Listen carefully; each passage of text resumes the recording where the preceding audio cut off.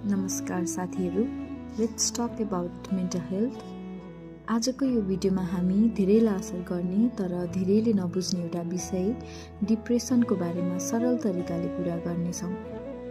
मन कमजोर हो भन्ने होइन, यो त समयको कुरा हो जुन बुझेर अगाडि बढ्न सकिन्छ।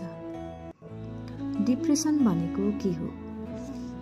डिप्रेसन भनेको दुखी हुनु मात्रै होइन, लामो समयसम्म निराश, थाकेको, जीवनप्रति रुचि हराएको महसुस। यसको मतलब तपाईँ कमजोर हुनुहुन्न, यसको नाम डिप्रेसन हो। यो हाम्रो मानसिक स्वास्थ्यसँग सम्बन्धित कुरा हो। कहिलेकाहीँ यस्तो महसुस हुनु स्वाभाविक हो, तर यो धेरै दिनसम्म रह्यो भने चासोको विषय हुन सक्छ। अब यसमा लक्षणहरू के हुन सक्छन् भन्दाखेरि धेरै थकान महसुस हुनु, न निन्द्रा लाग्नु, न खाने मन लाग्नु, निराश लागिरहनु, आफू एक्लो भएको जस्तो महसुस हुनु।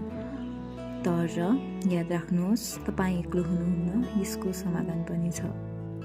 आफूलाई मनपर्ने साना साना कामहरू गर्नुहोस्, कसैसँग मनको कुरा गर्नुहोस्, ध्यान मेडिटेसन पनि गर्न सक्नुहुनेछ र आवश्यकता परेको खण्डमा चाहिँ परामर्श पनि लिनुपर्ने हुन्छ। यस्तो अवस्थामा सहयोग माग्न सङ्कोच नमानिकन यहाँहरूले सहयोग माग्न सक्नुहुनेछ। हामीले घरमै गर्ने कार्यहरू पनि धेरै छन्। हामीले डायरी लेख्न सक्छौँ। सामाजिक सञ्जालबाट आफूलाई असर परिरहेको छ भने केही समय टाढा बस्नु पनि एउटा राम्रो उपाय हुन सक्छ।